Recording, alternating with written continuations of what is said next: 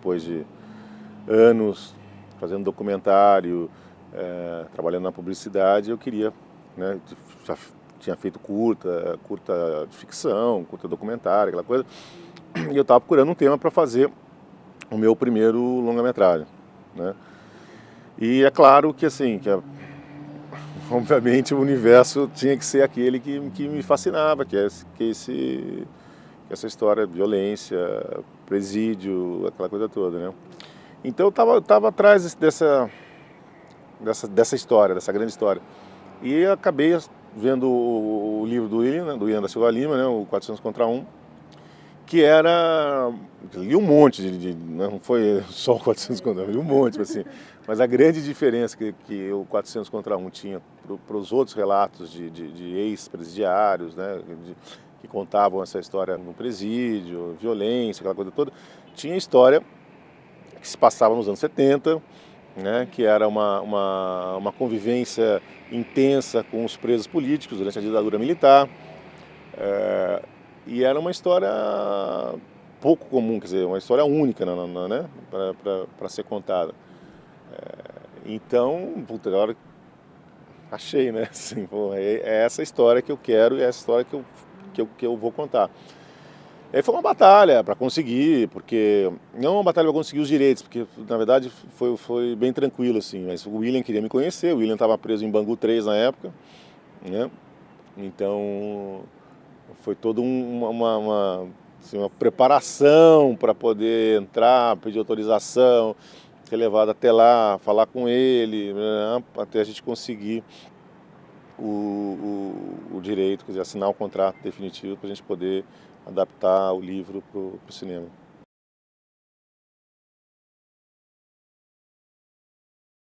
O 400 contra 1, ele é um filme que tem coprodução da Globo Filmes, né? Então, durante o processo de roteirização, a gente teve o acompanhamento do Daniel Filho, que para mim foi sensacional ter podido ter essa experiência com ele, de sentar, de discutir roteiro, discutir visão do filme, e falar sobre elenco, falar sobre, enfim, pensar como a gente ia contar essa história, né? Porque assim, a história do William começa, se você for pensar, ela começa em 1950 e não termina, porque não terminou até hoje, né? Então escolher o melhor período, ajustar para que isso coubesse nos 95 minutos do cinema e tal. Então essa participação do Daniel Filho como consultor da Globo Filmes e tal, e também como alguém com uma experiência no cinema que ele tem, foi muito legal. Então, e assim, a gente sempre discutia a história do elenco. Eu queria um elenco que, obviamente, que tivesse alguns nomes, mas que esses atores tivessem um pouco dessa entrega ao personagem, né? E que buscassem um pouco tivesse um pouco esse perfil meio camaleão. Que é o caso do Daniel de Oliveira, né? Teve uma preparação, sim,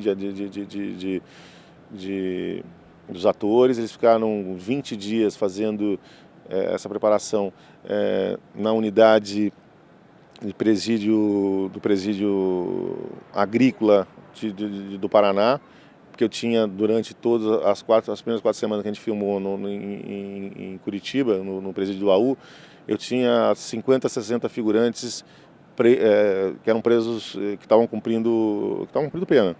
E a gente conseguiu lá, junto à Secretaria de Segurança do Paraná, que eles liberassem para trabalhar no filme. Então, os meus atores do filme, o Daniel de Oliveira, a Daniela Escobar, a Branca, enfim, todo mundo, durante os 15 dias, eles conviveram com os presos. Nada melhor do que você estar conversando com alguém que te conta como é que é aquele espaço, que vive aquele negócio há 10, 15, 20 anos, né, que entende como é que você olha, como é que você anda, como é que você se porta no Brasil. Tem uma série de regras, né? Então não é uma coisa simples assim. Então isso foi muito importante. O Christian trabalhou super legal com eles. Aí eu digo Globo Filmes e digo a Playart, que é a distribuidora, também de trabalhar com um elenco de bons atores, mas pouco conhecidos, que é o pessoal do Nós do Morro, né, que é o Jefferson, que é o Jonathan, que são atores sensacionais, que é o Luis Mendes. O Luis Mendes já é mais conhecido, mas, enfim, são atores que estavam mais do que prestando um serviço, eles estavam de corpo e alma entregues à história do filme, que foi muito bacana. A ideia de estar com ele pronto até o final do ano, para tentar algum festival internacional, e a previsão de lançamento é final de abril, começo de maio de 2010.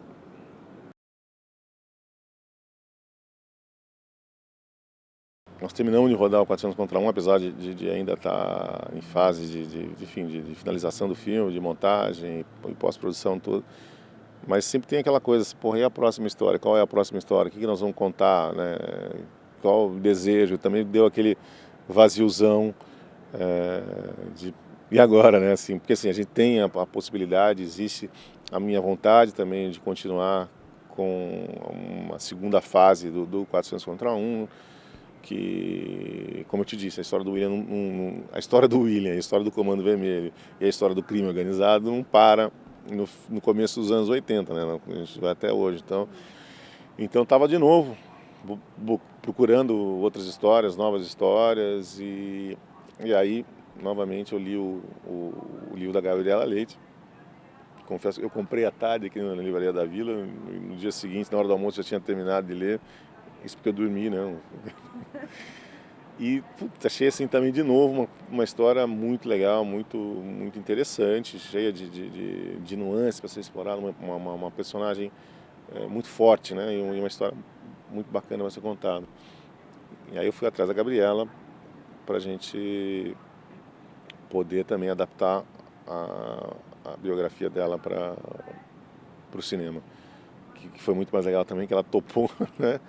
E aí a gente começa, na verdade, a trabalhar já então, nessa fase de pesquisa, tal, começar a tocar mais ou menos da mesma forma que a gente fez com o 400 contra 1.